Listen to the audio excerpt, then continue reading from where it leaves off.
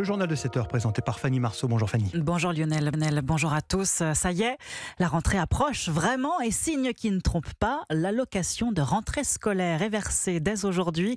3 millions de familles vont pouvoir faire leurs achats grâce à ce coup de pouce qui va de 398 à 434 € en fonction de l'âge des enfants.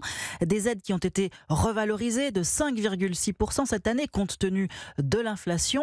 Pour ceux en revanche qui n'ont pas droit à cette allocation, eh bien la hausse des prix se fait bien sentir. Reportage Margot Faudéré. Bâton de colle, gomme, crayon de couleur. Au rayon fourniture, Olivier et sa fille Adèle, 6 ans, préparent la rentrée. Ce père de famille est habitué au rendez-vous incontournable des courses scolaires. Mais cette année, il est pris de court par les tarifs affichés en rayon. Pochette de papier à dessin, 6 €, 7 €. C'est quand même surprenant, là aussi. Je comprends pas très bien pourquoi c'est si cher. Je vais prendre quand même la marque du distributeur pour me gagner 1 €. Olivier et sa femme sont enseignants. À eux deux, ils touchent aux alentours de 5 000 € net par mois. Trop pour être éligibles à l'allocation de rentrée scolaire, malgré leurs 4 enfants à charge. Je comprends très bien qu'on ne puisse pas aider tout le monde. Mais enfin, une famille si nombreuse, c'est difficile, effectivement. Pour 2 professeurs, c'est difficile. Il n'est pas précisément des classes moyennes supérieures, disons. Alors il fait la chasse aux dépenses à contre-cœur parfois. J'en ai presque honte, mais oui, là, le feutre est fourni avec l'ardoise. Je prends ce modèle-là pour ne pas avoir à racheter de feutre, quoi. C'est vrai que il y a un peu de mauvaise conscience, je peux pas le cacher. Malgré ses efforts pour réduire la facture, Olivier devra tout de même débourser 150 € pour les fournitures scolaires de sa fille Adèle. C'est 50 € de plus que l'année dernière. Margot Faudéré, les prix qui flambent aussi pour la rentrée étudiante, une hausse du coût de la vie historique selon la FAGE, l'une des 2 principales organisations étudiantes. Selon elle, la rentrée va passer cette année la barre des 3 000 €, tout frais confondus, soit 500 € de plus que l'an dernier. Émotion palpable à la rédaction d'Europe 1 après l'annonce de la mort hier de celui qui fut l'une des grandes voix de notre antenne. Le journaliste Gérard Leclerc, 71 ans, est décédé hier à Lavaux-sur-Loire, c'est en Loire-Atlantique, dans le crash de l'avion qu'il pilotait. 2 passagers, parmi lesquels la fille de l'ancien ministre de l'Éducation nationale, René Moroni, ont également trouvé la mort. Plusieurs personnalités politiques, le maire LR de Nice, Christian Estrosi, ou encore le député macroniste des Yvelines, Carl Olive, ont partagé leur émotion depuis hier soir, de même que ses nombreux confrères, à l'instar de Pascal Praud, présentateur sur Europe 1 et CNews. Écoutez.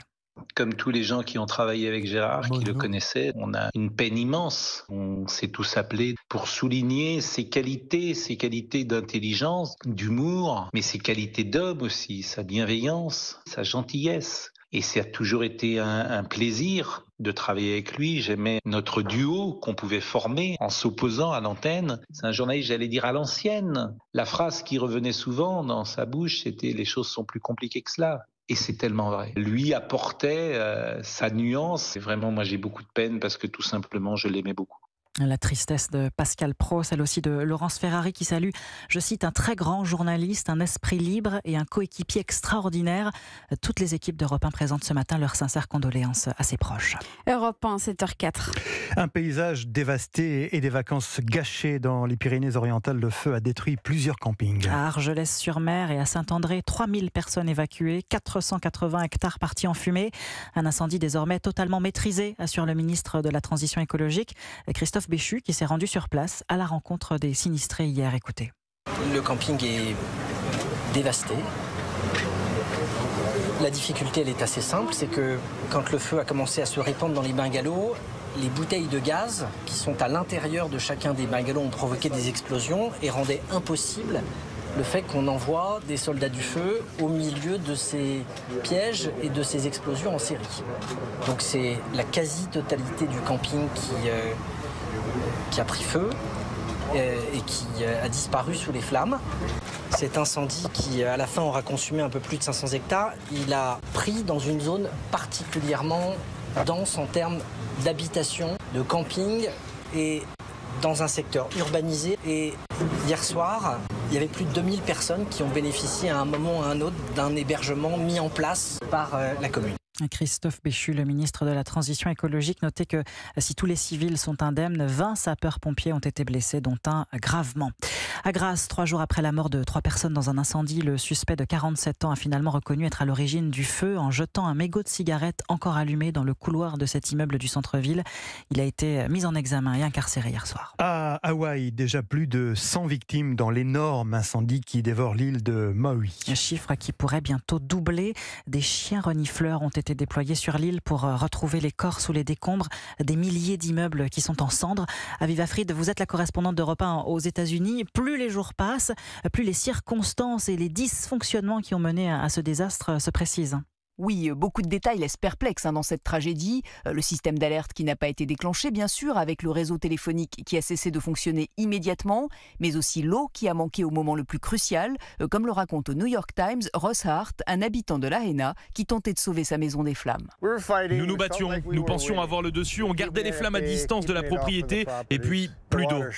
Le système de distribution d'eau, trop ancien, n'a pas tenu le coup. Et un autre défaut d'infrastructure est sans doute à l'origine du sinistre. Des pylônes électriques seraient tombés sur les broussailles sèches. À Hawaï, comme dans la plupart des États américains, les lignes électriques ne sont pas enterrées. Cela coûte trop cher, entre 2 et 3 millions de dollars le kilomètre. Et puis, entre lourdeur administrative et difficulté d'accès à Lahaina, l'aide de l'État a mis du temps à arriver. Des habitants auraient eu recours au pillage, comme en témoigne sur une chaîne locale Barrett Procel, un habitant qui a tout perdu.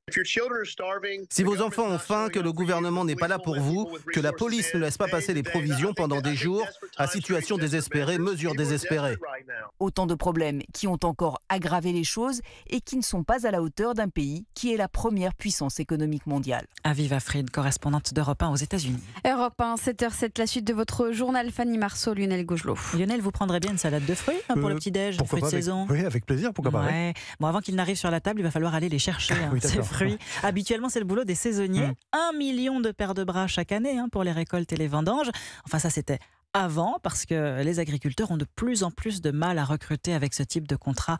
Écoutez le reportage de Caroline Baudry. Pendant 7 ans, Guillaume a accueilli abricots, raisins, maïs chaque été, mais il raconte que la dernière loi chômage entrée en vigueur il y a 2 ans a mis fin à ce mode de vie puisque chaque période non travaillée est désormais prise en compte dans le calcul du montant de son allocation. Le métier de saisonnier en soi implique nécessairement des périodes de trous puisqu'il faut se déplacer à droite et à gauche, à l'autre bout de la France, avec cette compensation qu'effectivement sur les périodes non travaillées on avait le chômage. Si on n'a plus cette compensation ou que du moins elle est complètement réduite, c'est quand même beaucoup plus difficile. Difficile aussi pour Laurent Payat d'avoir des pics d'embauche. Alors ce maraîcher dans le Gard, également président de l'ANEFA, l'Agence nationale paritaire pour l'emploi et la formation en agriculture, a adapté son entreprise. J'ai pris que des salariés en CDI. J'ai supprimé la pêche, j'ai supprimé l'abricot et j'ai diminué les quantités de melons pour que ce soit fait uniquement avec mon équipe de permanents. Ça fonctionne tout à fait bien, je dirais même peut-être mieux. La nourriture est belle, est indispensable. Et il faut des hommes et des femmes derrière pour la produire. Alors il planche avec ses confrères du principal syndicat agricole, la FNSEA, pour rendre le métier attractif, proposer aux ouvriers une évolution de carrière dans le secteur et pourquoi pas des crèches à la ferme pour les jeunes parents employés. Caroline Baudry pour Europe 1.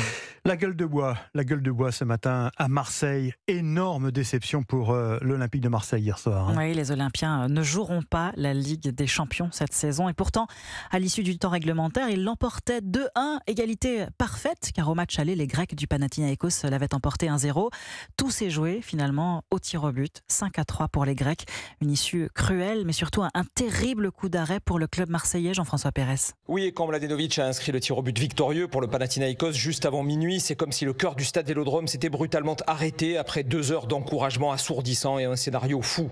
L'OM a d'abord régalé en première mi-temps, doublé d'Aubameyang, l'attaquant star. On croit les Marseillais en route pour une qualification facile, mais le physique flanche rapidement, l'OM recule, puis coup de théâtre. L'arbitrage vidéo offre un pénalty inespéré aux Grecs à la dernière seconde. Prolongation, but refusé à l'OM, toujours par la vidéo. Tir au but, échec de Guendouzi d'entrée et une pilule très difficile à avaler pour le président marseillais Pablo Longoria. On partage la déception et la frustration de nos supporters. C'était un des objectifs primaires de la saison. Je crois qu'on a fait un match qu'on n'a rien à reprocher dans l'attitude, dans les comportements de nos joueurs, dans les jeux en général.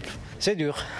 C'est dur. Les tirs au but ne réussissent décidément pas la France. Le PSG et Lens seront les deux seuls représentants tricolores en Ligue des Champions cette saison. Quant à l'OM, il sera reversé dans la deuxième Coupe d'Europe, la Ligue Europa. Une double peine sportive mais aussi financière avec un manque à gagner de 16 millions d'euros. En attendant, l'OM jouera dès vendredi à Metz en championnat, les jambes lourdes et le cœur gros. Jean-François Pérez, chef du service des sports d'Europe 1. Et puis football toujours, Neymar est désormais officiellement un joueur d'Al Hilal, club saoudien qui vient de le racheter pour 100 millions d'euros. Belle affaire pour le PSG, même s'il ne récupère pas sa mise de départ. On se souvient que le club de la capitale avait acheté la star brésilienne 220 millions d'euros à Barcelone il y a 6 ans. Ça reste le joueur le plus cher de l'histoire. C'est la fin d'une histoire pour le Paris Saint-Germain et vraiment une page qui se tourne. Merci Fanny Marceau, à tout à l'heure.